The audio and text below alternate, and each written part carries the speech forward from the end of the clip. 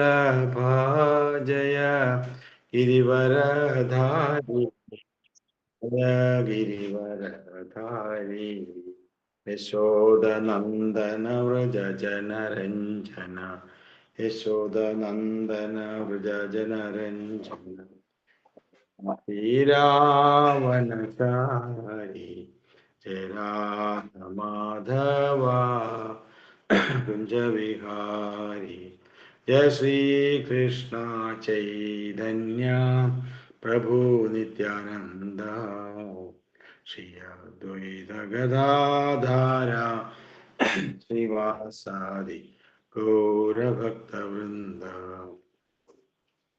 हरे कृष्णा कृष्णा कृष्णा हरे हरे हरे राम राम राम हरे हरे जय गुरुदेवा जय गुरुदेवा जय गुरुदेवा जय गुरुदेवा जय प्रभुपदा जय भक्ति वेदांत स्वामी प्रभुपदा नित्य गौर हरि बोल नित्य गौर हरि बोल। हरे कृष्णा।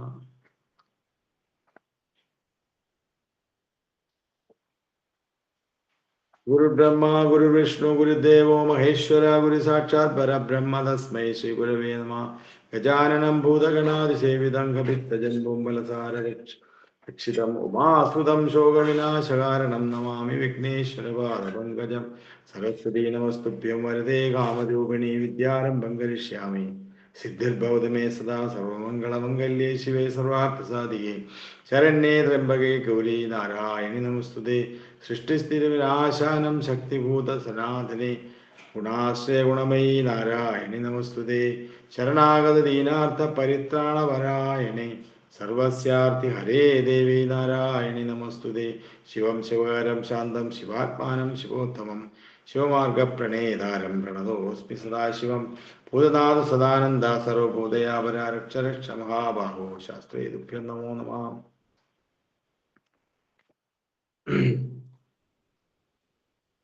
पाण्डेशवंशतिलकं केरले केलिविग्रहं मार्तत्राणपुरं देवं शास्तारं प्रणमाम्यहं। षडाननं कुङ्कुमरक्तवर्णं महामदीं दिव्यमयूरवाहनं रुद्रस्य सूनुं सुरसैन्यनाथं गृहं सुदाहं शरणं प्रपद्ये। रामाय रामभद्राय रामचन्द्राय वेदसे रघुनाथाय नाथाय सीताय पदे नमः। मनोजवं मारुततुल्यवेगं जितेन्द्रियां बुद्धिमतां वरिष्ठं वातात्मजं वानरयूथमुख्यं श्रीरामदूतं शिरसा नमामि। काळि काळि महाकाळि भद्रकाळि नमस्तुते। कुलं च कुलधर्मं च मां च पालय काळिमेघसमप्रदां त्रिनयनां वेदाळखण्डस्थितं खड्गं खेडकपालधारिकशिर कृत्वा कराग्रेषु च भूतप्रेतपिशाचमातृसहितां मुण्डस्त्रजालाङ्कृतां वन्दे दृष्ट्वसूरिगतिं विपदां संहारिणीमीश्वरी पीताम्बरङ्गरविराजितशङ्खचक्रकौमोदगी सरसिजं करुणासमुद्रं राधासहायमतिसुन्दरमन्दहासं പാതാലയേശമനിശം ഹൃദി ഭാവയാമി.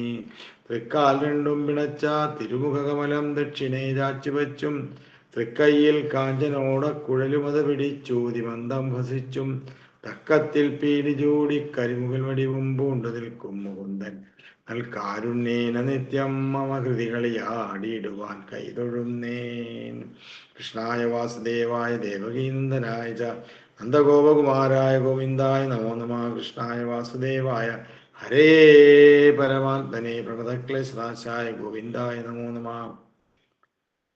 സംസാരസാഗരേ ഭക്തം ദീനം വാ കരുണാനിധേ കർമ്മഗ്രാഹകേതാംഗം മാമുത്തരവർണവാത് ശ്രീമദ്ഭാഗവതോഖ്യോയം പ്രത്യക്ഷ കൃഷ്ണയേവ ഹി സ്വീകൃതോऽസി മയാ നാഥം മുക്ത്യാർത്ഥം ഭവസാഗര മനോരഥോ മതിയോയം മേ സഫല സർവദാ ത്വയാ നിർവിഘ്നേനൈവ കർത്തവ്യോ ദാസോഹം തവ കേശവ.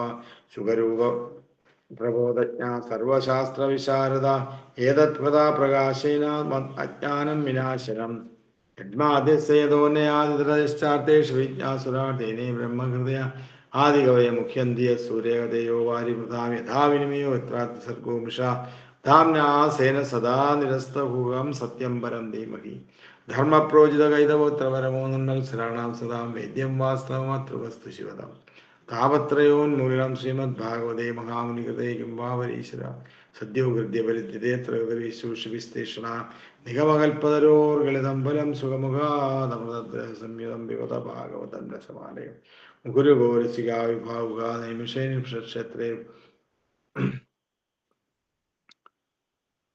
नारायणं नमस्कृत्यं नरं चैव नरोत्तमं देवी सरस्वतीं व्यासं ततो जयमुदीरये यं प्रवचन्दमनुपेदमवेदकृत्यं द्वैपायनो विरहगादराजुहाव पुत्रेति तन्मयतयां तरवो विनेतुं तं सर्वभूतहृदयं मुनिमनोऽस्मि यस्वानुभावमखिलश्रुतिसारमेकमध्यात्मदीपमधिदीर्षितां तमोऽन्धं संसारिणां करुणया पुराणगुह्यं तं व्याससूनुपयामि गुरुं मुनीनां मुखं करोति वाचालं पङ्गुल्लङ्घयते गिरिं यत्कृपातमहं वन्दे परमानन्दमाधवं यं ब्रह्मवरुणेन्द्ररुद्रमरुतस्तुन्यन्ति दिव्यस्तवै वेदैः साङ्गपदक्रमोपनिषदविकायं धियं सामगां ध्यानावस्थितद्गतेन मनसा पश्यन्ति यं योगिनो यस्यान्तन्न विदुसुरासुरगणदेवाय तस्मै नमः कोमलं कूजयन्वेणुं श्यामलोऽयं गुरुमुबारकं वेदवेद्यपरं ब्रह्मं वसदां विरदो मम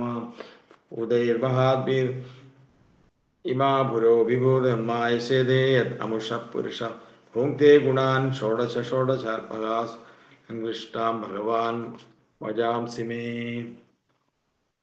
ശ്രീമദ്ഭാഗവതം 10ാമത്തെ ദശമസ്കന്ധത്തിലെ 20ാമത്തെ അധ്യായത്തിൽ ഉള്ള ശ്ലോകങ്ങളാണ് ഇനി വായിക്കാൻ പോകുന്നത്. അതാണ് ഈ ശരത്കാല വർണ്ണന എന്ന് പറയുന്നത്. അത് ശ്രീമദ്ഭാഗവതത്തിൽ പറയുന്നു.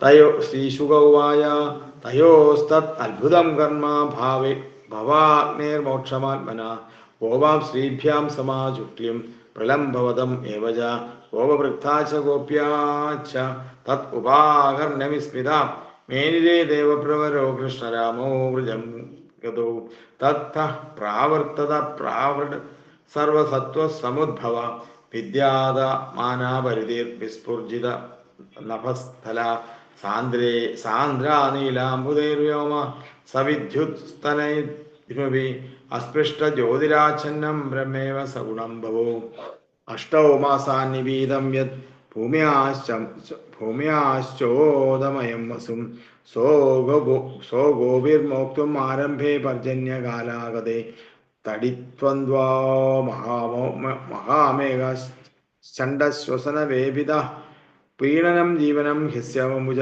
കരുണായിവ തപകൃശാ ദേവമീഠാമാസീത് വർഷീയസ്യ മഹീം യദൈവ കാമ്യ തപസാസ്തനു സംപ്രാപ്യ തത്ഫലം നിശാമുപേക്ഷദ്യോത സ്തമാസാ ഭ്രാന്തിനഗ്രഹ യഥാ ഭാവേന ഭാഗണ്ഡ നഹി വേദാ കലായുഗേ ശ്രുധ്വാം പർജന്യനിലതം മണ്ഡുകാ വിസർജൻ ഗിര തുഷ്ണീം ശയാന പ്രാഗ്യദ്വദ് ബ്രാഹ്മണാ നിയമാത്യേ ആസനുത്പദബാഹിന്യാം ക്ഷുദ്ര നദ്യോ നിശിഷ്യതി പുംസോ യഥസ്വതന്ത്രസ്യ ദേഹ ദ്രവിണസമ്പദ ഹരിതാ ഹരിവിഷ് ഷഷ്പൈർ ഇന്ദ്രഗോ വൈശ്യലോഹിത ഉച്ചീലിഡ്ഢകൃതശ്ചായാ നൃണാം ഗിരീവ ഭുർ അബുദ് ക്ഷേത്രാണി സസ്യസമ്പദ്ഭിः കർഷകാണാം മുദോ ദദും തനീനാം ഉപദാവം വൈ ദൈവാധീനം അജാനതാം ജലസ്ഥൗലൗഹസ സർവേ നവവാരിനിഷേവയാം അഭിപ്രദ്രുചിരം ധ്രുവം യഥാ ഹരിനിവേ നിഷേവയാ സരിഭിദ്ഭി സംഗത സിന്ധു ചക്ഷുഭേ ശ്വസനോ വിമാൻ അപക്വയോഗിനാം ചിത്തം കാമാത്ത ഗുണയുഗാഃ യുഗ്ധതാ ഗിരയോ വർഷധാരാവിർ ഹന്യമാനാം നദകാ വിവിധു അഭിഭൂയമാനാം വ്യസനൈർ യഥാ ദോക്ഷജേതസാ മാർഗാ ബഹുവൈ സന്ദിഗ്ധാ സ്ത്രനൈച്ഛന്ന ഹ്യസംസ്കൃതാ ജ്ഞാഭ്യസ്യമാനാ ശ്രുതയോ ദ്വിജൈ കാലഹതാ ഇവ ലോകബന്ധുഷു മേഘേഷു വിദ്യുതശ്ചല സൗഹൃദാം സ്ഥൈര്യം ന ചക്രും കാമിന്യാം പുരുഷേഷു ഗുണേഷ്വ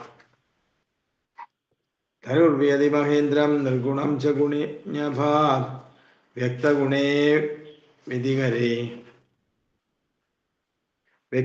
വിധികരേ ഗുണവാൻ പുരുഷോ യഥാ നരരാജോട് പ്രച്ഛന്ന സ്വജ്യോതിരാജിതൈർഘനെ അഹം മത്യാഭാസിതയാ സ്വഭാസാ പുരുഷോ യഥാ മേഘാഗമോസ്തവ ഹൃഷ്ട പ്രത്യുനന്ദൻ ശിഖണ്ഡിനാം ഗൃഹേഷു തപ്തീണാം യഥാ അച്യുതജനാഗമേ പ്രീതാപാദപാപദ്ഭിർ ആസന്നാനാത്മമൂർത്തയാ പ്രാക്ഷാമസ്തവസാ ശ്രാന്ത യഥാ കാമാനുസേവയാം സരസ്വശാന്തരോധസു ന്യുഷൂരാ അംഗാഭിസാരസാം ഗൃഹേഷു ശാന്തകൃത്യേഷു ഗ്രാമ്യായുദ്രാശയാം ജലൗഘൈർനിരഭിദ്യന്ത സേതവോ വർഷതീശ്വരേ പാഖണ്ഡീനാമസദ്ബാധൈർവേദമാർഗക്കലോ യഥാ വിമുഞ്ചൻ വായുഭിർനുന്നാവൃത്തേഭ്യോദമൃതം ഘനാം യഥാ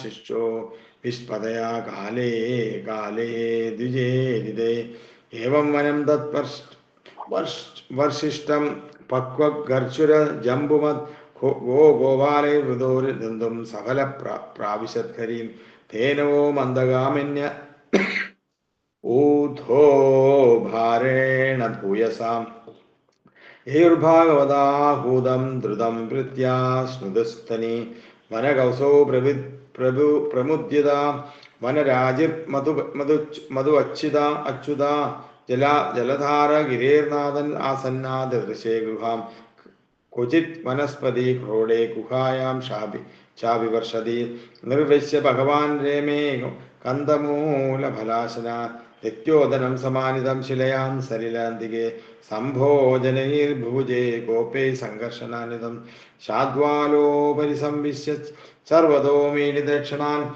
തൃപ്താൻ വൃഷാൻ വത്സരാൻ ഗാശോധോ ഭരശ്രമാം പ്രാവിഡ്സിയാം ച താം വീക്ഷ്യ സർവഭൂതം ഉദാമഹാം ഭഗവാൻ പൂജയാ ചക്രേ ആത്മശക്തിയ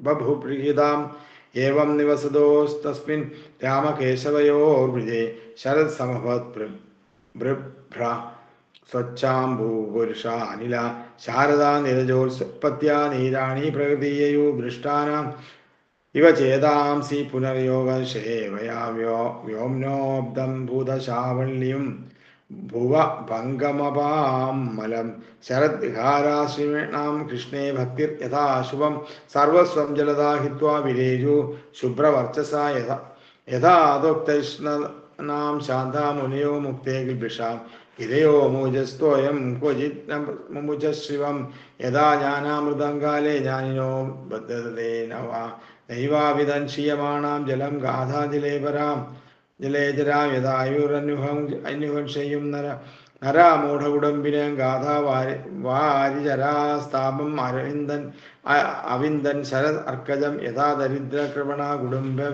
വിജിതേന്ദ്രിയ ശനൈ ജഹുപങ്കം സ്ഥാലന്യാമം ച വിരൂധ യഥാഹം മമതാധീരം ധീര ശരീരാദ്യുഷിനാൻ വസൂൻ നിശ്ചലാംബൂർ അഭൂത് തുഷ്ണീം സമുദ്ര ശരത് ആഗമേ ആത്മന്യൂപരതേ സമ്യക് മുനിർവ്യഭൂരാധാഗമേ കേദാരേഭ്യസ്തോഭോ ഗ്രഹണാൻ കർഷകാദൃസേതുഭീം യഥാ പ്രാണൈ ശ്രവജ്ഞാനം തത് നിരോധേന യോഗിനാം ശരദർക്കാംശുജാം സ്തുതവാൻ ഭൂതാനാമൂഢവോ ഹരത് ഏകാഭിമാനാം പ്രോധേ ദേഹാഭിമാനജം ബോധോ മുകുന്ദോ വ്രജയോഷിതാം ഖം അശോഭതന്മൂലം ശരത് വിമലതാരകം സത്വയുക്തം യഥാചിത്തം ശബ്ദ ബ്രഹ്മാർത്ഥദർശനം അഖണ്ഡമണ്ഡലോ വ്യോമിനീരരാജോടു ഗണൈ ശശി യഥാ ദ്വിപതി കൃഷ്ണോ വൃഷ്ണീചക്രാവതോ ഹൃദോ ഭുവി ആശ്ലിഷ്യ സമശീതോഷ്ണം പ്രസുന്നവനമാരുതം ജനാസ്ഥാപം ജഹൂർഗോപ്യ ന കൃഷ്ണ ഹൃദചേതസാ ഗാവോ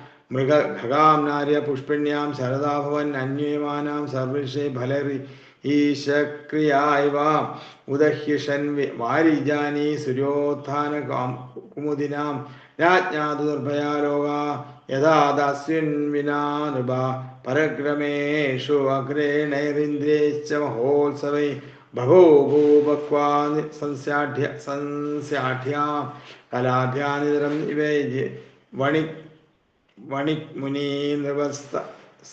സ്നാത നിർഗമ്യാർത്ഥാൻ പ്രവേദിരെ വർഷരുദ്ധായതാ സിദ്ധ സ്വപിണ്ഡാൻ കാലാഗതേ. ശ്രീമദ്ഭാഗവതേ മഹാപുരാണേ പാരം സംഹിതായാം ദശമസ്കന്ധേ പൂർവാർത്ഥേ ശരത്ക്രീഡോ നിരൂപണനാമം വിംശോധ്യായഃ. സർവത്ര ഗോവിന്ദനാമ സങ്കീർത്തനം. ഗോവിന്ദ ഗോവിന്ദ. ഹരേ കൃഷ്ണ. ശരത്കാല വർണ്ണന, അതായത്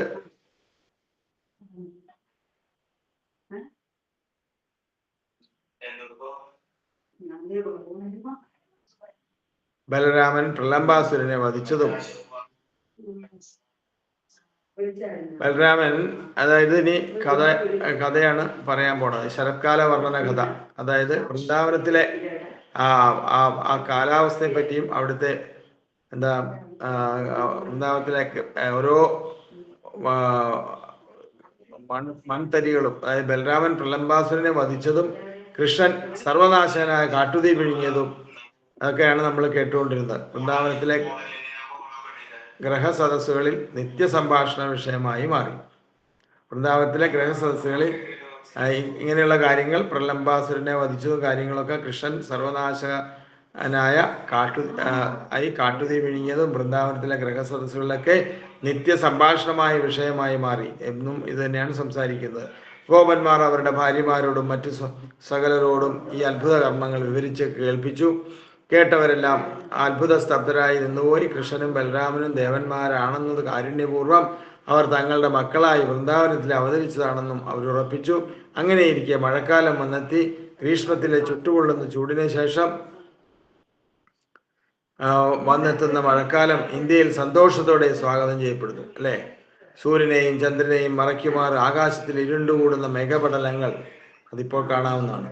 ആളുകൾ അത്യന്തം സന്തോഷം വരളുന്നതാണ്. സർവ്വജീവരാശികൾക്കും ജീവനപ്രദമായിട്ടാണ് വർഷാഗമനത്തെ കണക്കാക്കിയിരുന്നത്. ഇടിമുഴക്കവും ഇടയ്ക്കുള്ള മിന്നലും അവരിൽ ആമോദം വളർത്തി. വർഷകാല ലക്ഷണങ്ങളെ ഭൗതിക പ്രകൃതിയുടെ ത്രിഗുണങ്ങൾ കൊണ്ട് മൂടിയിരിക്കുന്ന ജീവാത്മാക്കളുടെ ലക്ഷണങ്ങളോടും വർഷകാല ലക്ഷണങ്ങളെ ഭൗതിക പ്രകൃതിയുടെ ത്രിഗുണങ്ങൾ കൊണ്ട് മൂടിയിരിക്കുന്ന ജീവാത്മാക്കളുടെ ലക്ഷണങ്ങളോട് ഉപമിക്കാം എന്നാണ് പറഞ്ഞത്. ആനന്ദപരമായ ആകാശം പരബ്രഹ്മം പോലെയാണ്. സൂക്ഷ്മങ്ങളായ ജീവാത്മാക്കൾ മറയ്ക്കപ്പെട്ട ആകാശം പോലെയും അഥവാ ത്രിഗുണങ്ങളാൽ മറയ്ക്കപ്പെട്ട ബ്രഹ്മം പോലെയുമാണ് എന്നാ പറഞ്ഞത്. അതായത് ഋതുവിനെ വ്യാസദേവൻ വർണ്ണിക്കുന്നതാണ് ഇതൊക്കെ. പ്രകൃതിയിൽ മനസ്സിലാക്കാവുന്ന ഹേയോപദേയങ്ങളെ കൂടി വിസ്തരിക്കുന്ന നീലമേഘങ്ങളാൽ നിറയ്ക്കപ്പെട്ട ആകാശം ശ്രീകൃഷ്ണ ഭഗവാന്റെ ദേഹം പോലെ ശോഭിച്ചു എന്നാ പറഞ്ഞത്. ഭഗവാന്റെ ശോഭ, ആ ശരീരത്തിന്റെ വർണ്ണന, ശരീരത്തിന്റെ നീലമേഘങ്ങളാൽ കാർമേഘ വർണ്ണൻ എന്നല്ലേ വിളിക്കാറുള്ളത്. ആ ഭഗവാനെ ദേഹം പോലെ ശോഭിച്ചു. ഏതാണ്? ആകാശം കൃഷ്ണഭഗവാന്റെ ദേഹം പോലെ ശോഭിച്ചു. മഴക്കാറുകൾ തന്നിൽ സംഭരിച്ചു വെച്ചതായ വെള്ളത്തെ ഉദാരമതികളായ സജ്ജനങ്ങൾ തന്നിലുള്ളതെല്ലാം അന്യന്മാർക്ക് കൊടുക്കുന്നത് പോലെ വർഷിച്ചു. ഇരുട്ട് നിറഞ്ഞ രാത്രിയിൽ ജ്യോതിർഗോളങ്ങൾക്ക് പകരം മിന്നാമിനുങ്ങൾ പ്രകാശിച്ചു. കലികാലത്തിൽ വേദപുരാണങ്ങൾക്ക് പ്രചാരമില്ലാത്ത ആ സ്ഥാനത്ത് എന്താണ്? പാഷണ്ഡ മതം പ്രചരിക്കുന്നത് പോലെ, അതായത് പക്വത വരാത്ത യോഗികളുടെ മനസ്സുപോലെ മറയ്ക്കുന്നത് പോലെ മഴക്കാറുകൾ ചന്ദ്രനെ മറച്ചു. പുല്ലുകൾ ധാരാളം മുളച്ചു പടരുക. കാരണം വഴികൾ അറിയാതെയായി. അഭ്യാസമില്ലാത്ത വേദമന്ത്രങ്ങൾ എന്നതുപോലെ പ്രാരാബ്ദങ്ങളാൽ ദുഃഖിച്ചുകൊണ്ടിരിക്കുന്ന ഗ്രഹനാഥൻ ഭക്ത സമാഗമത്താൽ സന്തോഷിക്കുന്നത് പോലെ മേഘങ്ങളെ കൊണ്ട് മയിലുകൾ സന്തോഷിച്ച് നൃത്തം വെച്ചു. തോടുകളിൽ വെള്ളം പൊങ്ങുകയാൽ വക്കത്തുള്ള മടിയിൽ വെള്ളം കയറി അതിൽ താമസിക്കുന്ന കുളക്കോഴികളുടെ മുട്ടകൾ ചീഞ്ഞുപോയി. മഴവെള്ളത്തിൽ അലിഞ്ഞുചേർന്ന് എത്ര പ്രാവശ്യം ഇങ്ങനെ ആപത്ത് വന്നാലും ആ പക്ഷി പിന്നെയും തൊട്ടുവക്കത്ത് നിന്ന് പോവില്ല. അല്ലെ? ആരാ? കുളക്കോഴി എന്ന് പറഞ്ഞ പക്ഷി. ഇതുപോലെ എന്തു തന്നെ ആപത്ത് വന്നാലും മനുഷ്യൻ ഈശ്വരനെ സ്മരിക്കാതെ ഗൃഹസ്ഥാശ്രമത്തിൽ തന്നെ കൂടുന്നു. അതാണ് എപ്പോഴും നമ്മൾ ഗൃഹസ്ഥന്മാരെപ്പോഴും ഭഗവാനെ സ്മരിച്ചുകൊണ്ടിരിക്കണമെന്നാ പറഞ്ഞാൽ. അല്ലാത്തവര് ഗ്രഹമേദികളാണ്, ഭൗതികമായ ആസക്തി മാത്രമായിട്ട് ജീവിക്കുന്നവര്. അതേസമയം ഗൃഹസ്ഥ എന്ന് പറഞ്ഞാൽ ഭഗവാനെ എപ്പോഴും സ്മരിച്ചുകൊണ്ടിരിക്കുന്ന ആൾക്കാരാണ്. ഇങ്ങനെയുള്ള വർഷകാലത്ത് ഭഗവാന്റെ ലീലകൾ യാതൊരു മാറ്റവും ഉണ്ടായില്ല. മഴ പെയ്യുമ്പോൾ ഗോവർദ്ധന ഗുഹകളിലും മരത്തിന്റെ ചുവട്ടിലും മറ്റും ഇരുന്ന് കളിച്ചുകൊണ്ടിരിക്കും. ക്രമേണ വർഷം കഴിഞ്ഞ് ശരത്കാലം തുടങ്ങി ഹേയോപദേയങ്ങളെ കാണിച്ചുകൊണ്ട് അതിനെയും വർണ്ണിക്കുന്നു. ഈശ്വരഭജനം ചെയ്താൽ മനസ്സ് തെളിയുന്നത് പോലെ. അതാണ് ശ്രീമദ് ഭാഗവത്തിലെ ശരത്കാല വർണ്ണന. അതായത് ഈശ്വര ഭജനം ചെയ്താൽ എപ്പോഴും ഭഗവാനുമായിട്ടുള്ള ആ ഒരു ചിത്തത്തിൽ ഭഗവാന്റെ കടാക്ഷം അല്ലെങ്കിൽ ഭഗവത് സ്മരണ എപ്പോഴും നിലനിൽക്കണമെങ്കിൽ ഭഗവാനുമായിട്ടുള്ളൊരു നിർബന്ധേ കൃഷ്ണസംബന്ധേ, ഭഗവാനുമായിട്ടുള്ളൊരു ബന്ധം വേണം. അതിന് ശാശ്വതമായ, എന്നാൽ മാത്രമേ ശാശ്വതമായ ആനന്ദം കിട്ടുകയുള്ളൂ. എപ്പോഴും എങ്ങനെയാണ്? ഈശ്വര ഭജനം ചെയ്താൽ മനസ്സ് തെളിയുന്ന പോലെ. അപ്പൊ ചിത്തം ശുദ്ധിയാകും. അതിനു വേണ്ടിയിട്ടാണ് നമ്മൾ എപ്പോഴും ഭഗവാന്റെ സേവനങ്ങളും നാമജപവും കഥകളുമായിട്ട് കഴിഞ്ഞുകൂടുന്നത്. അപ്പൊ ഇങ്ങനെ ഈശ്വരഭജനം ചെയ്താൽ മനസ്സ് തെളിയുന്നത് പോലെ വെള്ളം കയറുമ്പോൾ പുഴയിൽ നിന്ന് ചെറിയ മത്സ്യങ്ങൾ കുണ്ടുകളിൽ കടന്നുകൂടി വർഷം കഴിഞ്ഞ് വെള്ളം ഇറങ്ങുന്നത് അറിഞ്ഞില്ല. ക്രമേണ വെള്ളം താനെ വറ്റി മത്സ്യങ്ങൾ ചത്തുപോകുന്നു. ഇതുപോലെ ഗുഹ കൂപത്തിൽപ്പെട്ട് വിഷയികള ആയുസ് കുറഞ്ഞു വരുന്നത് അറിയുന്നില്ല. അതാണ് എന്താണ് ചെറിയ അതാണ് വർഷം കഴിഞ്ഞ് വെള്ളം ഇറങ്ങുന്ന അറിഞ്ഞില്ല. ക്രമേണ വെള്ളം താനെ പറ്റി മത്സ്യങ്ങൾ ചത്തുപോകുന്നു. ഇതുപോലെയാണ് ഗൃഹകൂപത്തിൽ പെട്ട വിഷയികൾ, അതായത് നമ്മൾ ഗൃഹമേദികളായിട്ട് അവരെയാണ് പറയുന്നത്. എപ്പോഴും ഗൃഹത്തിൻ്റെ കാര്യം അല്ലെങ്കിൽ മറ്റുള്ള കാര്യങ്ങൾ ഇങ്ങനെ വിഷയികളായിട്ട് നമ്മൾ വിഷയമായിട്ടുള്ള വിഷയകരമായ കാര്യങ്ങളെ പറ്റി ചിന്തിച്ച് ആയുസ് കുറഞ്ഞു വരുന്നത് അറിയുന്നേയില്ല. അല്ലേ? അതാണ് ഏറ്റവും ഭൗതികമായ ആസക്തിയോടെ ജീവിക്കുന്നവരുടെ കാര്യമാണ് ഈ പറയുന്നത്. ഭഗവാനെ സെന്ററായിട്ട് വെച്ചുകൊണ്ട് ഭഗവാന്റെ സേവനങ്ങൾ അർപ്പിച്ചും ഭഗവത് നാമം ജപിച്ചും ഭഗവത് ആശ്രയത്തിൽ ജീവിക്കുന്നവർക്ക് അതാണ് ഗൃഹസ്ഥ എന്ന് പറയുന്നത്. അപ്പോൾ ഗോപന്മാരുടെ പശുക്കളോടും കൂടി ഭഗവാൻ വൃന്ദാവന ഭൂമിയിൽ ശോഭിച്ചതുപോലെ നക്ഷത്രങ്ങളോടുകൂടി ചന്ദ്രൻ ആകാശത്തിൽ ശോഭിച്ചു എന്നാണ്. ഇങ്ങനെയുള്ള കഥകളാണ് ഇതിലും പറയുന്നത്. അപ്പൊ ആ കാര്യങ്ങളൊക്കെ ഈ പ്രലംബനെ ഇങ്ങനെയുള്ള കാര്യങ്ങളൊക്കെ ശിവദേവ ഗോസ്വാമി പറഞ്ഞു കൊടുക്കുകയാണ്.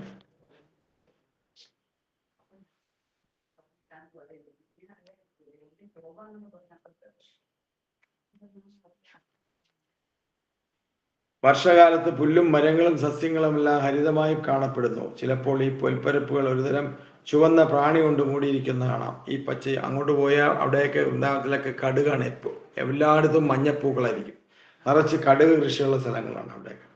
എല്ലാ ഭക്ഷ്യധാന്യങ്ങളും നൽകുന്നത് പരമ്പൊരുളായ ഭഗവാനാണെന്ന് മനസ്സിലാക്കാതെ ചിലയിടങ്ങളിൽ ഗവൺമെന്റ് പക്ഷത്തുള്ള മുതലാളിമാർ വിളവെടുപ്പ് വർദ്ധിപ്പിക്കുന്നതിൽ നിന്ന് കർഷകരെ വിലക്കാറുണ്ട്.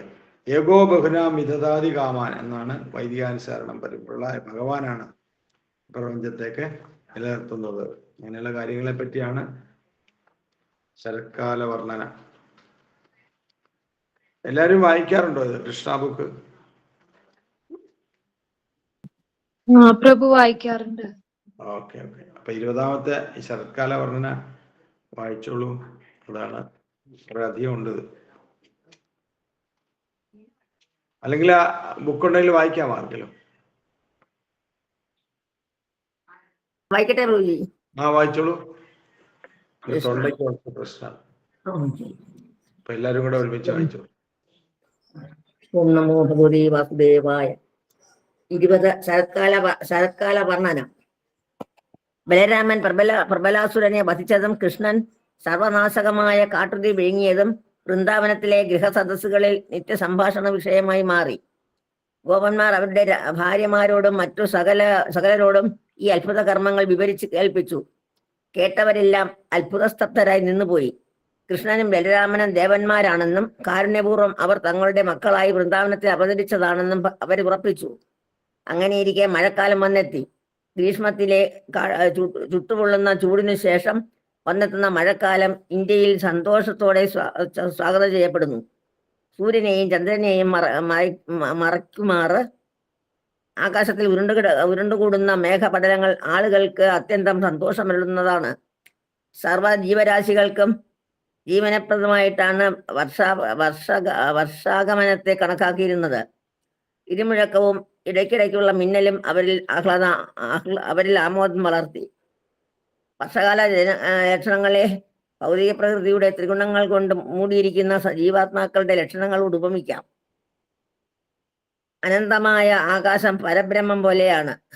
സൂക്ഷ്മങ്ങളായ ജീവാത്മാക്കൾ മറയ്ക്കപ്പെട്ട ആകാശം പോലെയും, അഥവാ ത്രിഗുണങ്ങളാൽ മറയ്ക്കപ്പെട്ട ബ്രഹ്മം പോലെയും. ആദ്യം സർവവും ബ്രഹ്മത്തിന്റെ അവിഭാജ്യ ഘടകങ്ങളായിത്തീരുന്നു. പരബ്രഹ്മത്തെ, അതായത് അനന്തമായ ആകാശത്തെ ഒരിക്കലും മേഘങ്ങൾക്ക് മറയ്ക്കാനാവില്ല. എന്നാൽ അതിൻ്റെ ഒരംശത്തെ മറയ്ക്കാൻ കഴിയും. ഭഗവത്ഗീതയിൽ പറയുന്നത് പോലെ ജീവാത്മാക്കൾ പരമ്പൊരുളായ ഭഗവാന്റെ അവിഭാജ്യ ഘടകങ്ങളാണ്. പക്ഷെ അത് ഭഗവാന്റെ തീരെ നിസ്സാരമായ ഒരു അംശമേ ആകുന്നുള്ളൂ. ബ്രഹ്മജ്യോതി സൂര്യപ്രകാശം പോലെയാണ്. സൂര്യപ്രകാശത്തിൽ പ്രകാശിക്കുന്ന അസംഖ്യം അണുക്കൾ ഉള്ളതുപോലെ ബ്രഹ്മജ്യോതി പരമ്പൊരുളായ ഭഗവാന്റെ സൂക്ഷ്മ അംശങ്ങൾ കൊണ്ട് നിറഞ്ഞിരിക്കുകയാണ്.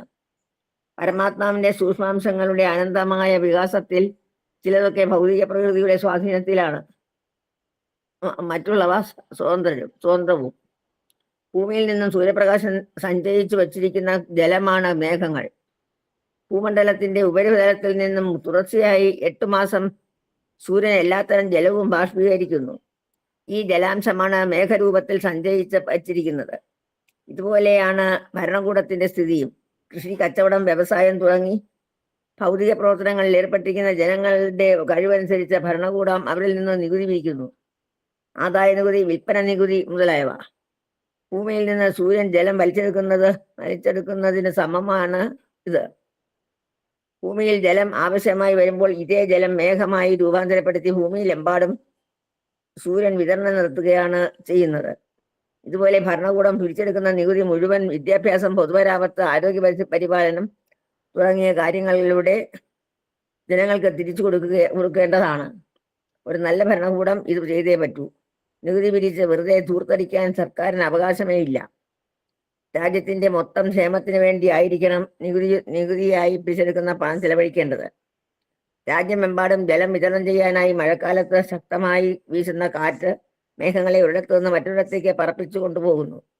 ഇക്കാര്യത്തിൽ അത്യാവശ്യ ഘട്ടം വരുമ്പോൾ തന്റെ സമ്പാദ്യം മുഴുവൻ വിതരണം ചെയ്യുന്ന സമ്പന്നനെ പോലെയാണ് മേഘങ്ങൾ.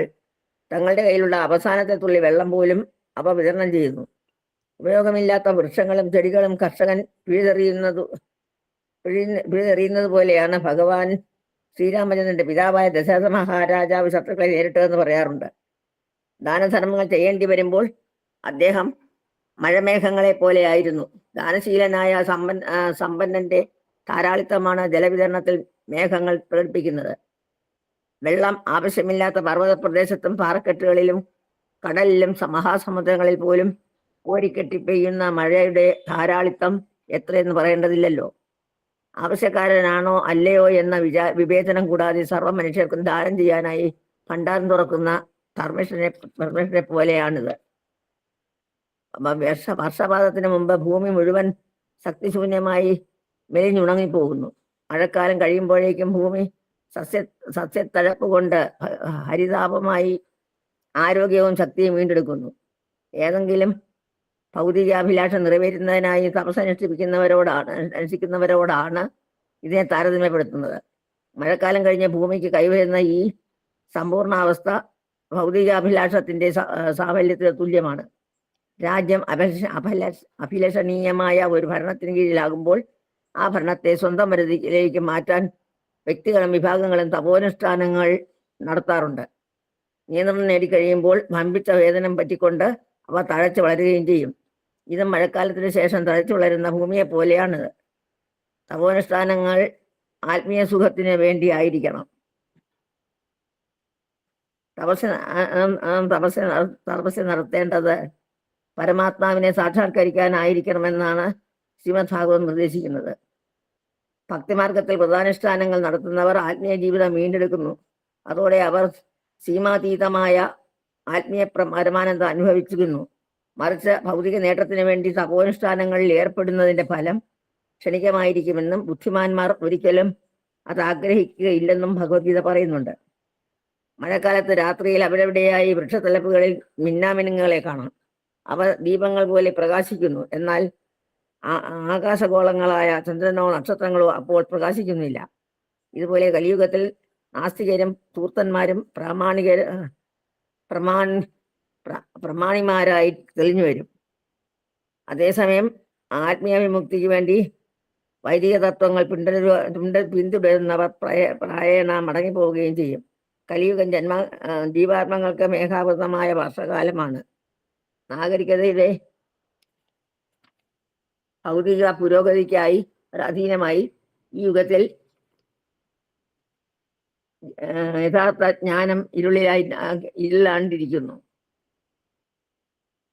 നാസ്തികരും വില കുറഞ്ഞ സൈദ്ധാന്തികരും ധർമ്മതത്വങ്ങളുടെ നിർമ്മാതാക്കളും ഒക്കെ മിന്നാമിനുങ്ങളെ പോലെ പ്രാമാണികളായി തെളിയുമ്പോൾ വൈദിക തത്വങ്ങളെയും വേദഗ്രന്ഥങ്ങളെയും കണിശമായി അനുസരിക്കുന്നവർ കലിയുഗമെന്ന മേഘപ്രളയങ്ങളിൽപ്പെട്ട് മങ്ങിപ്പോകുന്നു.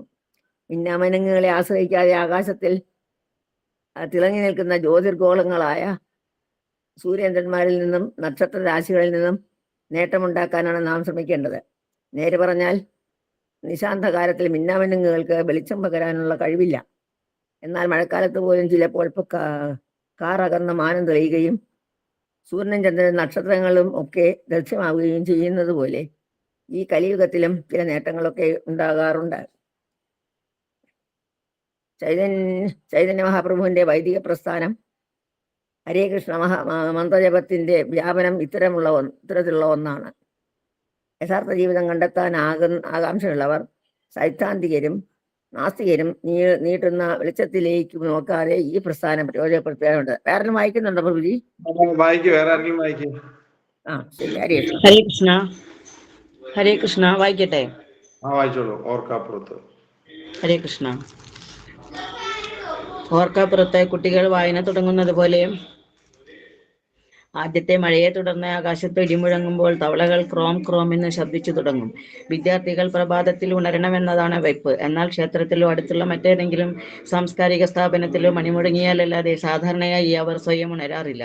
ആധ്യാത്മിക ഗുരുവിന്റെ കൽപ്പനയുണ്ടായാൽ നിമിഷത്തിനുള്ളിൽ അവരുണരും. പ്രഭാത കൃത്യങ്ങൾക്കു ശേഷം വേദം പഠിക്കാനും വേദമന്ത്രങ്ങൾ ഉരുവിടാനും തയ്യാറാവുകയും ചെയ്യും. കലിയുഗത്തിന്റെ അന്ധകാരത്തിൽ എല്ലാവരും ഉറക്കമാണ്. എന്നാൽ മഹാനായ ഒരു ആചാര്യനുണ്ടെങ്കിൽ അദ്ദേഹത്തിന്റെ ആഹ്വാനം ഉണ്ടാകുമ്പോൾ യഥാർത്ഥ ജ്ഞാനം നേടാനായി അവരെല്ലാം വേദപഠനം തുടങ്ങും. മഴക്കാലത്ത് കുളങ്ങളിലും തടാകങ്ങളിലും ചിറ്റരുവികളിലുമെല്ലാം ജലം നിറഞ്ഞിരിക്കാം. പക്ഷേ മഴക്കാലം കഴിയുന്നതോടെ അവ വീണ്ടും വറ്റിപ്പോകുന്നു.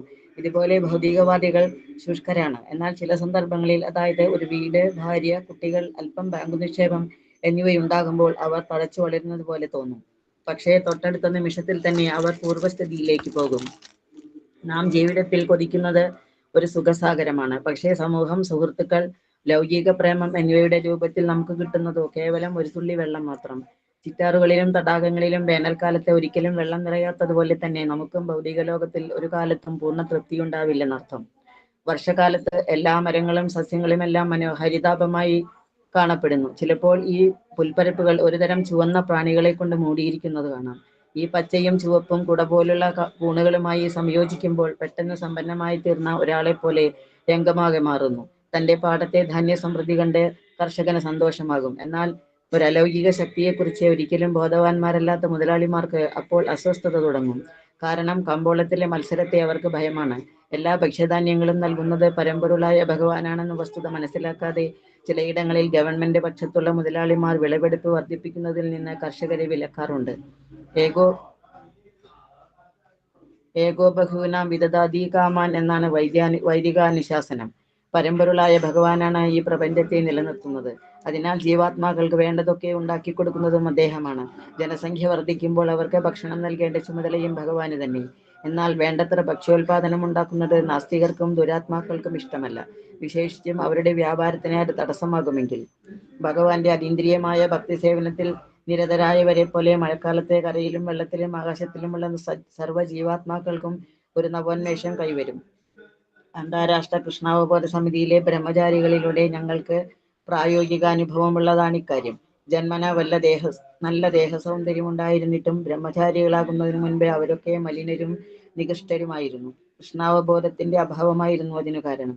കൃഷ്ണാവബോധം കൈക്കൊണ്ടതിന്റെ ഫലമായി അവരുടെ ആരോഗ്യം മെച്ചപ്പെട്ടു.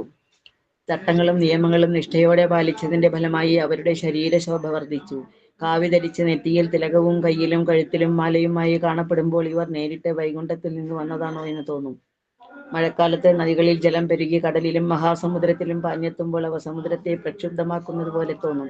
ഇതുപോലെ ആധ്യാത്മിക ജീവിതത്തിൽ വേണ്ടത്ര പുരോഗതി പ്രാപിക്കാതെ യോഗപദ്ധതിയിൽ വ്യാപൃതനാകുന്നവൻ ലൈംഗിക പ്രചോദനങ്ങളാൽ ഉത്തേജിതനാകാനിടയുണ്ട്. എന്നാൽ കുത്തിയൊഴുകുന്ന പേമാരിക്ക് പോലും അത്യുന്നതമായ ഗിരികൂടങ്ങളെ ഇളക്കാനാവില്ല. അതുപോലെ കൃഷ്ണാവബോധത്തിൽ പുരോഗതി നേടിയവർ ഏതു വിഷമാവസ്ഥയിലും ആകുലപ്പെടുകയില്ല. കാരണം ആധ്യാത്മികമായി പുരോഗതി നേടിയവൻ പ്രതികൂലാവസ്ഥയെ ഭഗവാന്റെ കാരുണ്യമായിട്ടാണ് കാണുന്നത്. അങ്ങനെയുള്ളവർ ആധ്യാത്മിക ലോകത്ത് പ്രവേശിക്കാൻ പൂർണ്ണ അർഹത നേടുകയും ചെയ്യും. മഴക്കാലത്ത് ചില പാതകൾ തുടർച്ചയായി ഉപയോഗപ്പെടുത്താറില്ല. അതിനാൽ അവ പുല്ലുകൊണ്ട് മൂടിപ്പോയിരിക്കും. വേദാനുശാസനങ്ങളിലെ സമുദ്ധരണ പദ്ധതികൾ പഠിക്കുകയും അനുഷ്ഠിക്കുകയും ചെയ്യാത്ത ബ്രാഹ്മണരെ പോലെയാണിത്.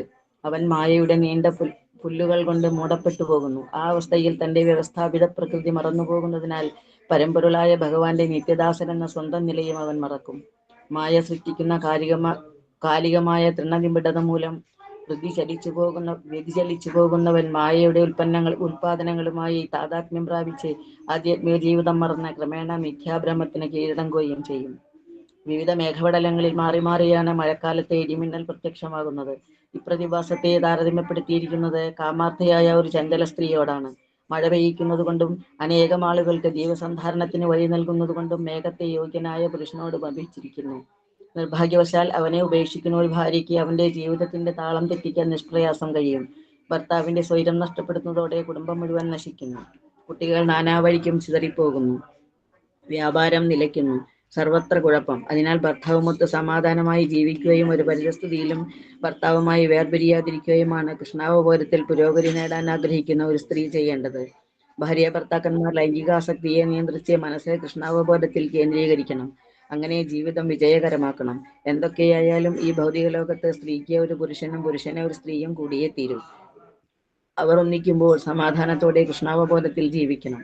അല്ലാതെ വിവിധ മേഘപടലങ്ങളിൽ മാറി മാറി പ്രത്യക്ഷപ്പെടുന്ന ഇടിമിന്നലിനെ പോലെ ചാഞ്ചാടി കളിക്കരുത്. ഗർജിക്കുന്ന മേഘങ്ങൾക്ക് പുറമെ മഴവില്ലും ചിലപ്പോൾ മാനത്ത് പ്രത്യക്ഷപ്പെടാറുണ്ട്. ഞാണില്ലാത്ത വില്ലാണത്. രണ്ടറ്റത്തും ഞാൻ വലിച്ചു കെട്ടുന്നത് കൊണ്ടാണ് വില്ല് വളഞ്ഞു നിൽക്കുന്നത്. എന്നാൽ മഴവില്ലിന് ഞാനില്ല. എന്നിട്ടും അത് മാനത്ത് മനോഹരമായി നിലകൊള്ളുന്നു. ഇതുപോലെ പരമ്പൊരുളായ ഭഗവാൻ ഈ ഭൗതിക ലോകത്ത് അവതരിക്കുമ്പോൾ ഒരു സാധാരണ മനുഷ്യജീവിയെ പോലെയാണ് കാണപ്പെടുന്നതെങ്കിലും ഏതെങ്കിലും ഭൗതിക അവസ്ഥയിലല്ല അദ്ദേഹം നിലകൊള്ളുന്നത്.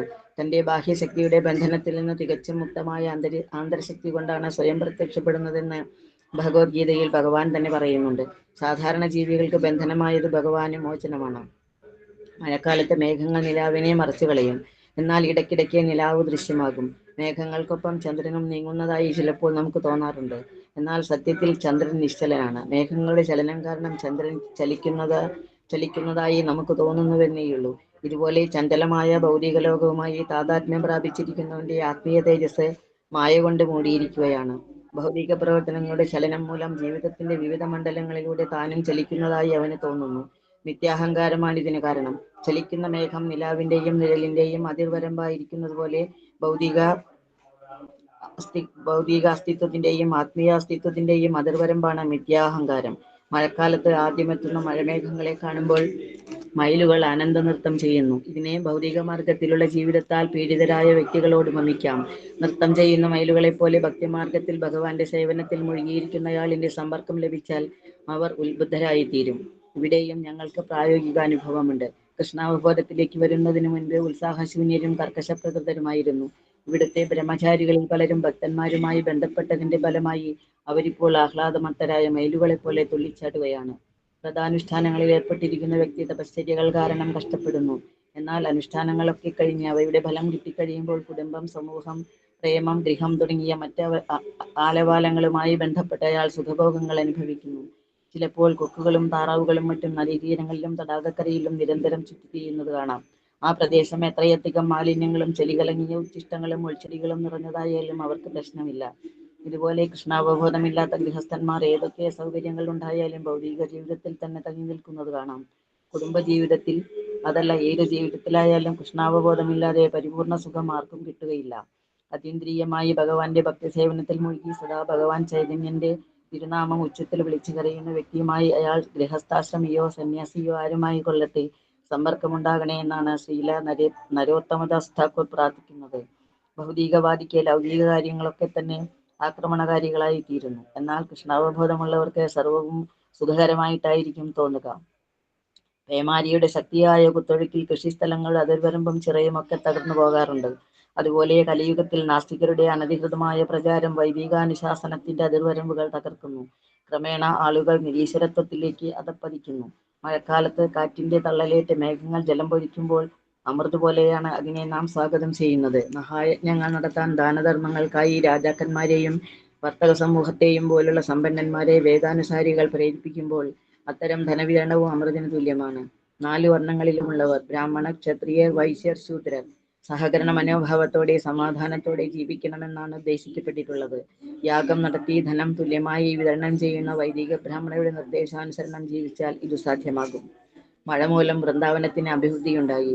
പഴുത്തു പാകമായ മാമ്പഴം, ഈത്തപ്പഴം, ഞാവൽപ്പഴം തുടങ്ങി വിവിധ ഫലവർഗ്ഗങ്ങൾ കൊണ്ട് വൃന്ദാവനം നിറഞ്ഞു. പരമ്പൊരുളായ കൃഷ്ണനും ബലരാമനും കൂട്ടുകാരുമായി പുതിയ ഋതുവിന്റെ അന്തരീക്ഷം ആസ്വദിക്കാൻ വനത്തിൽ പ്രവേശിച്ചു. പുതിയ പുൽനാമ്പുകൾ തിന്നു പശുക്കളുടെ ആരോഗ്യം വർദ്ധിച്ചിരിക്കുന്നു. പാലിന്റെ സമൃദ്ധി കൊണ്ട് അവയുടെ അകിട് വീർത്തു. കൃഷ്ണൻ അവയെ പേര് ചൊല്ലി വിളിക്കുമ്പോൾ അവ അവന്റെ അടുത്ത് ഓടിയെത്തും. ഈ ആമോദാവസ്ഥയിൽ അവരുടെ അകിടിൽ നിന്നും പാൽ ചുരത്തുന്നുണ്ടാവും. ഗോവർദ്ധനഗിരിയോട് ചേർന്ന് വൃന്ദാവനത്തിലൂടെ സഞ്ചരിച്ചപ്പോൾ കൃഷ്ണന് വളരെ സന്തോഷം തോന്നി. യമുനാ തീരത്ത് എല്ലാ വൃക്ഷങ്ങളും മധുവൊഴുകുന്ന തേനീച്ചക്കൂടുകളാൽ അലങ്കൃതമായിരിക്കുന്നത് അവൻ കണ്ടു. ഗോവർദ്ധനത്തിൽ അനേകം വെള്ളച്ചാട്ടങ്ങൾ ഉണ്ടായിരുന്നു. അവയിലെ ജലധാരയുടെ ശബ്ദം കാതിനിമ്പം പകർന്നു. ഗിരികന്ധരങ്ങളിലേക്ക് കണ്ണോടിച്ചുകൊണ്ട് കൃഷ്ണൻ ആ ശബ്ദം ആസ്വദിച്ചു.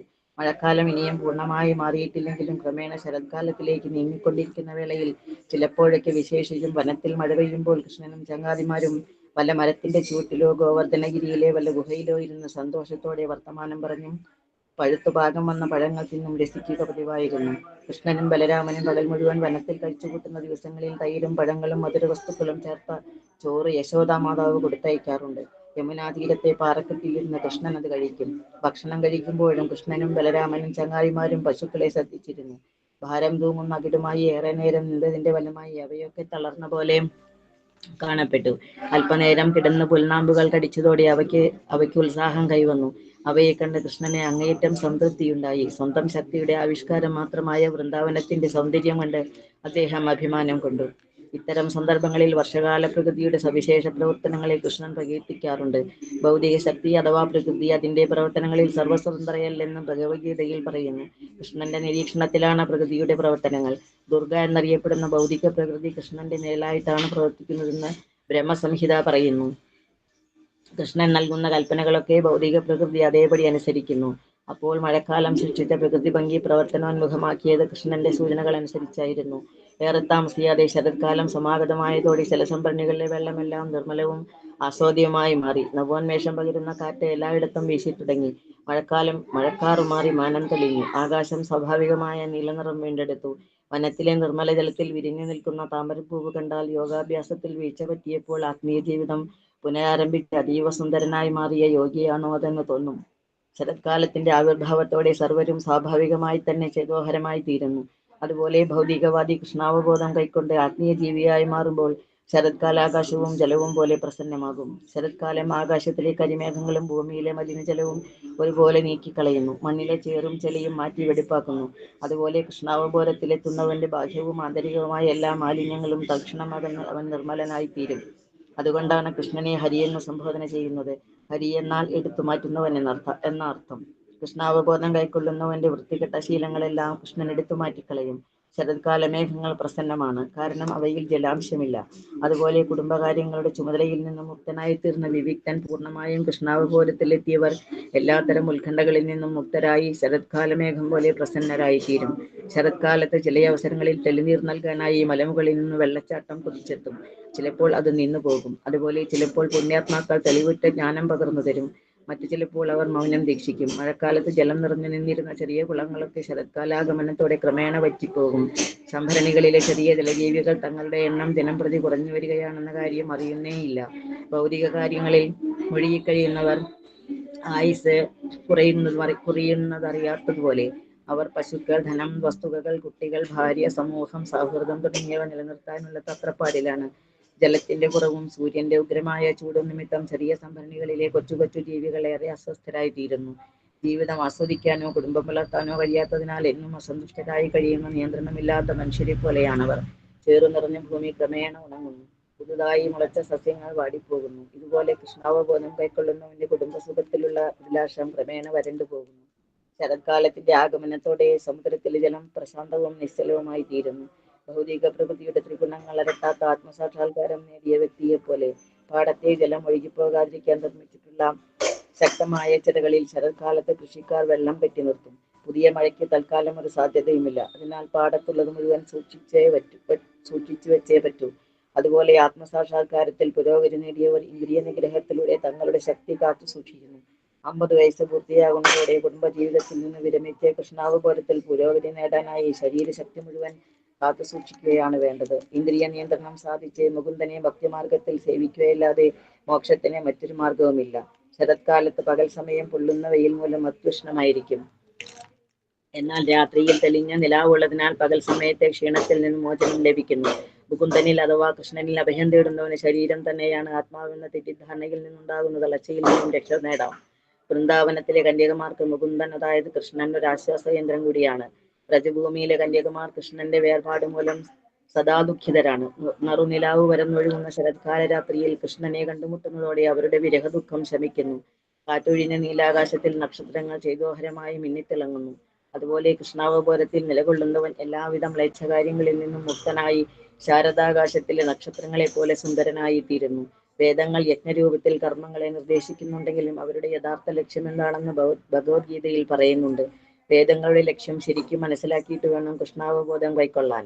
അതിനാൽ കൃഷ്ണാവബോധത്തിലുള്ള ഭക്തന്റെ നിർമ്മല ഹൃദയത്തെ ശരത്കാലത്തിലെ നിർമ്മലമായ ആകാശത്തോട് താരതമ്യം ചെയ്യാം. ശരത്കാലാകാശത്തിൽ ചന്ദ്രനും നക്ഷത്രങ്ങളും അത്യന്തം പ്രകാശമാനമായി കാണപ്പെടുന്നു. യദുവംശമാകുന്ന ആകാശത്തിലാണ് ഭഗവാൻ കൃഷ്ണൻ പ്രത്യക്ഷപ്പെട്ടത്.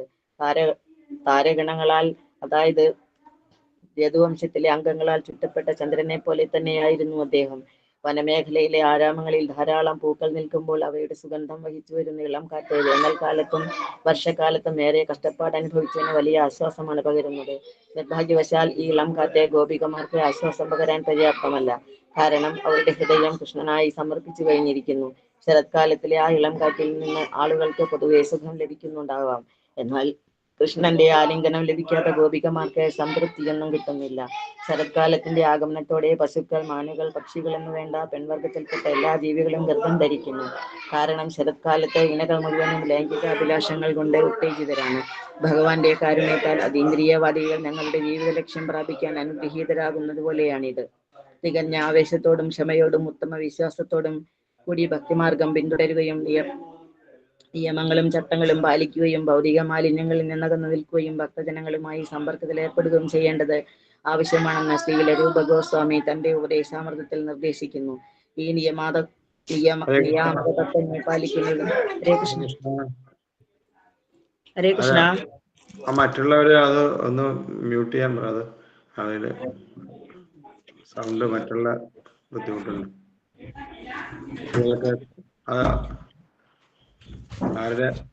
ഹരേ കൃഷ്ണ. ഹരേ കൃഷ്ണ പ്രഭുജി. ഹരേ കൃഷ്ണ. വായിച്ചോളൂ. കുട്ടികൾ ലഹള ഉണ്ടാക്കണ്ടായിരുന്നു, അവരെയൊക്കെ പറഞ്ഞു വിട്ടു. ആ, ശരി. വായിച്ചോളൂ. ഇതല്ലെങ്കിൽ ഇന്ന് തീരില്ല. നാളെ ആയാലും കുഴപ്പമില്ല. ഇത് കുറച്ചുകൂടെ കുറെ അധികം. രണ്ടുപേരും കൂടെ ഉള്ളൂ പ്രഭു, ഇനി രണ്ടുപേരും കൂടെ ഉള്ളൂ, അത് ഇപ്പൊ തീരും. ഓക്കെ, വായിച്ചോളൂ. ഈ നിയാമക തത്വങ്ങൾ പാലിക്കുന്നവനെ ഭക്തിയുത സേവനത്തിന്റെ വിലക്ഷണീയ ഫലം തീർച്ചയായും കൈവരും. ഗർഭം ധരിക്കുന്ന ഭാര്യമാർ അതിന്റെ ഫലം അനുഭവിക്കുന്നത് പോലെ ഈ നിയമക്രമങ്ങളെ ക്ഷമാപൂർവ്വം അനുസരിക്കുന്നവർക്കും ഫലം അനുഭവിക്കാനുള്ള കാലം വന്നു ചേരും. ശരത്കാലത്ത് ആമ്പലുകളുടെ അഭാവത്തിൽ തടാകങ്ങളിൽ താമരപ്പൂക്കൾ ധാരാളമായി ഉണ്ടാകും. ആമ്പലും താമരയും സൂര്യപ്രകാശത്തിലാണ് വളരുന്നത്. എന്നാൽ ശരത്കാലത്തെ സൂര്യന്റെ ചുട്ടുപൊള്ളിക്കുന്ന ചൂടുവെയിൽ താമരയെ മാത്രമേ സഹായിക്കുന്നുള്ളൂ. രാജാവിന് അഥവാ ഭരണകൂടത്തിന് നല്ല ശക്തിയുള്ള ഒരു രാജ്യത്ത് കള്ളന്മാരെയും കവർച്ചക്കാരെയും പോലുള്ള അനഭിമതർക്ക് അഭിവൃദ്ധി പ്രാപിക്കാൻ സാധ്യമല്ലെന്നുള്ളതിന് ഉദാഹരണമാണിത്. കവർച്ചക്കാർ തങ്ങളെ കടന്നാക്രമിക്കില്ലെന്ന് വിശ്വാസം വരുമ്പോൾ പൗരജനങ്ങൾ തൃപ്തികരമായ രീതിയിൽ പുരോഗതി പ്രാപിക്കും. ശക്തമായ ഭരണകൂടത്തെ ശരത്കാലത്തിലെ വെയിലിനോട് ഉപമിച്ചിരിക്കുന്നു.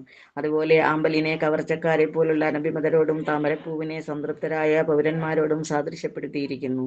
ശരത്കാലത്തെ പാടം മുഴുവൻ വിളഞ്ഞ ധാന്യങ്ങൾ കൊണ്ട് നിറഞ്ഞിരിക്കും. കനത്ത വിളവെടുപ്പിൽ കർഷകൻ അത്യധികം സന്തുഷ്ടനായിരിക്കും. നവാന്നം പരമ്പൊരുളായ ഭഗവാൻ പുതിയ ധാന്യങ്ങൾ സമർപ്പിക്കുന്ന രീതി പോലെയുള്ള ചടങ്ങുകൾ അനുഷ്ഠിക്കും. പുതിയ ധാന്യങ്ങൾ വിവിധ ക്ഷേത്രങ്ങളിലെ പ്രതിഷ്ഠാമൂർത്തികൾക്ക് നിവേദിക്കും. പുതിയ ധാന്യങ്ങൾ കൊണ്ടുണ്ടാക്കിയ മധുരാന്നം കഴിക്കാനായി എല്ലാവരെയും ക്ഷണിക്കും. വേറെയും പല ചടങ്ങുകളും പൂജകളും ഉണ്ടാകാറുണ്ട്. ബംഗാളിൽ ഇത്തരം പൂജകളിൽ സർവ്വപ്രധാനം ദുർഗാപൂജയാണ്. അപ്പോൾ വൃന്ദാവനത്തിൽ പരമ്പൊരുളായ ഭഗവാൻ കൃഷ്ണന്റെയും ബലരാമന്റെയും സാന്നിധ്യത്താൽ ശരത്കാലം അതീവ മനോഹരമായിരുന്നു. വർത്തക സമൂഹവും മാമുനിമാരും രാജാക്കന്മാരും തങ്ങൾ അഭിലഷിക്കുന്ന അനുഗ്രഹങ്ങൾ നേടാൻ വേണ്ടി എവിടെയും നിർബാധം സഞ്ചരിക്കുമായിരുന്നു.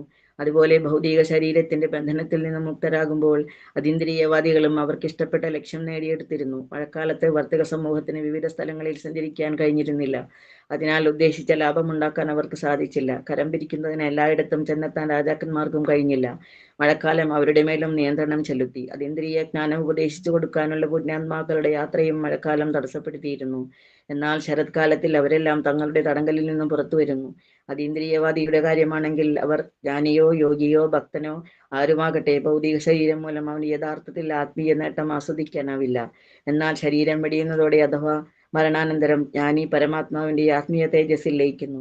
യോഗി സ്വയം ഉപരിലോകങ്ങളിലേക്ക് ഉയർത്തപ്പെടുന്നു. അതായത് ഗോലോക വൃന്ദാവനം അഥവാ വൈകുണ്ഠം പ്രാപിച്ച് അനശ്വരമായ ആത്മീയ ജീവിതം ആസ്വദിക്കുന്നു. ഇങ്ങനെ കൃഷ്ണൻ എന്ന ഗ്രന്ഥത്തിലെ ശരത്കാല വർണ്ണനം എന്ന 20-ാം അധ്യായത്തിന്റെ ഭക്തിവേദാന്ത ഭാഷ്യം സമാപ്തം. ഹരേ കൃഷ്ണ പ്രഭുജി. ഹരേ കൃഷ്ണ, ഹരേ കൃഷ്ണ. വളരെ നന്നായിട്ട് വായിച്ചു മാതാജി. അത് ഇതിനകത്ത് ഒരുപാട് തത്വങ്ങൾ, ഒരുപാട് നമുക്ക് കൃഷ്ണാവബോധത്തിലേക്ക്, നമുക്ക് ഭക്തിയിലേക്ക് ഓരോ ഭക്തന്മാർക്കും ഉതകുന്നതായ വിധത്തിൽ ഒരേ പോയിന്റ്സ് ഉണ്ട് ഇതിനകത്ത്. അപ്പോൾ അത് നല്ല നല്ല നല്ല നമുക്ക് ഭക്തിയിലേക്കും നമ്മുടെ കൃഷ്ണാവബോധത്തിലേക്കും കൂടുതൽ പ്രയോജനകരമാണ്. അത് ഈ കഥകളിലൂടെ ഇപ്പം ഇന്നത്തെ നമുക്ക് ഇവിടെ ക്ലോസ് ചെയ്യാം. അപ്പോൾ എന്താ ശരത്കാല വർണ്ണന എന്ന് പറയുന്നത് വളരെ ഗംഭീരമാണ്, വളരെ മനോഹരമായിട്ട് ഈ ഇത് ശരത്കാലത്തിൻ്റെ ശരത്കാലത്തിൻ്റെ ആഗമനത്തോടെ എല്ലാവിധമായ കാര്യങ്ങളും നടക്കുന്നുള്ളതാണ്. അപ്പോൾ അതിനെപ്പറ്റി ശരത്കാല വർണ്ണന എന്ന ഈ അധ്യായം വളരെ നന്നായിട്ട് നമ്മൾ വീണ്ടും വായിക്കണം. അതിനകത്ത് ഒരുപാട് പോയിന്റ്സ് ഉണ്ട്. ഒരു 4 ദിവസം 5 ദിവസം ചർച്ച ചെയ്യാനുള്ള പോയിന്റ്സ് ഉണ്ട്. അപ്പോൾ അതെല്ലാവരും വായിച്ച് അതിനകത്തെ പോയിന്റ്സ് ഒക്കെ നോട്ട് ചെയ്യുക. അതാണ് ഏകോ ബഹുനാം വിധദാതി കാമാൻ. അതായത് വൈദിക അനുശാസനം പരമ്പൊരുളായ ഭഗവാനാണ് ഈ പ്രപഞ്ചത്തെ നിലനിർത്തുന്നത്. അതാണ് അതിൻ്റെ ഒരു പോയിന്റാണ്. കലിയുഗത്തിന്റെ അന്ധകാരത്തിൽ എല്ലാവരും ഉറക്കമാണെന്ന് പറഞ്ഞത്. എന്നാൽ മഹാനായ ഒരു ആചാര്യനുണ്ടെങ്കിൽ അദ്ദേഹത്തിന്റെ ആ ആഹ്വാനം ഉണ്ടാകുമ്പോൾ യഥാർത്ഥ ജ്ഞാനം. അപ്പൊ ഗുരുവിന്റെ പ്രാധാന്യത്തെ പറ്റിയാണ് പറയുന്നത്. ഇങ്ങനെയൊക്കെ ഒരുപാട് സാമ്യമുള്ള നമ്മളെ കൃഷ്ണാവബോധത്തിലേക്ക് വരുന്ന, അല്ലെങ്കിൽ ഭഗവാന്റെ ഭക്തി എങ്ങനെയാണ് നമ്മൾ കൈകാര്യം ചെയ്യേണ്ടതെന്നുള്ള, എന്തിനു വേണ്ടിയിട്ടാണ് ആധ്യാത്മികമായി പുരോഗതി നേടിയവൻ പ്രതികൂലാവസ്ഥയെ ഭഗവാന്റെ കാരുണ്യമായിട്ടാണ് കരുതുന്നത്. അതൊരു വലിയ പോയിന്റാണ്. പ്രതികൂലമായ കാര്യം വരുമ്പോൾ നമുക്ക് ഭഗവാന്റെ അനുഗ്രഹമാണെന്ന് തന്നെ വിചാരിക്കണം. കാരണം അത് ഭഗവാന്റെ ഒരു കാരുണ്യം തന്നെയാണത്. അങ്ങനെ ആധ്യാത്മിക ലോകത്ത് പ്രവേശിക്കാൻ പൂർണ്ണ അർഹത നേടുകയും ചെയ്യും. അങ്ങനെയുള്ള കാര്യങ്ങളൊക്കെ നമ്മൾ അത് ഇങ്ങനെയുള്ള ഒരു ഏത് വിഷമാവസ്ഥയിലും നമ്മൾ ആകുലപ്പെടുകയില്ല. ശരിയായിട്ടുള്ള കൃഷ്ണാബോധം കിട്ടിയ ഒരു വ്യക്തി. അതൊക്കെയാണ്. ഇങ്ങനെയുള്ള കാര്യങ്ങളൊക്കെ നമുക്ക് വളരെ മനോഹരമായിട്ട് ഇതിനകത്ത് വർണ്ണിച്ചിട്ടുണ്ട്. അത് വീണ്ടും വീണ്ടും വായിക്കാം. അപ്പോൾ നമുക്ക് ഇന്നത്തെ ക്ലാസ് ഇവിടെ അവസാനിപ്പിക്കാം. സമയമായി. ഹരേ കൃഷ്ണ. എല്ലാവർക്കും വേണ്ടിയിട്ട് ഒന്ന് പ്രാർത്ഥിക്കാം. അതിനോടൊപ്പം എല്ലാവരുടെയും ഭക്തിയുത സേവനങ്ങളും എല്ലാവരുടെ ആധ്യാത്മിക ഉന്നതിക്കും ഭൗതികമായ അനുഗ്രഹത്തിനും വേണ്ടിയിട്ട് ഭഗവാനോട് 4 പ്രാവശ്യം പ്രാർത്ഥിക്കാം. ഹരേ കൃഷ്ണ ഹരേ കൃഷ്ണ കൃഷ്ണ കൃഷ്ണ ഹരേ ഹരേ ഹരേ രാമ രാമ രാമ ഹരേ ഹരേ ഹരേ കൃഷ്ണ കൃഷ്ണ കൃഷ്ണ ഹരേ ഹരേ ഹരേ രാമ രാമ രാമ ഹരേ ഹരേ ഹരേ കൃഷ്ണ കൃഷ്ണ കൃഷ്ണ ഹരേ ഹരേ ഹരേ രാമ രാമ രാമ ഹരേ ഹരേ. ഹരി ബോൾ. ഓക്കെ മാതാജി, അപ്പൊ ഇന്ന് സ്റ്റോപ്പ് ചെയ്യുക അല്ലേ? 9:30. ഹരേ കൃഷ്ണ. നാളെ വൃന്ദാവനത്തിലെ വേറൊരു കഥയാണ്. വേണുഗാനത്തിൽ ആകർഷരായ ഗോപിമാർ. വേണുഗാനത്തിലെ ആകർഷരായ ഗോപിമാരെ പറ്റിയാണ് നാളെ. ഹരേ കൃഷ്ണ. ഹരേ കൃഷ്ണ. കേൾക്കുന്നുണ്ടോ? ഹരേ കൃഷ്ണ. ഹരേ കൃഷ്ണ. ഹരേ കൃഷ്ണ. ഹരേ കൃഷ്ണ. ഹരേ കൃഷ്ണ. ഇവിടെ ഓക്കെ. ഹരേ കൃഷ്ണ. ഹരേ കൃഷ്ണ. ഹരേ കൃഷ്ണ. ഹരേ കൃഷ്ണ.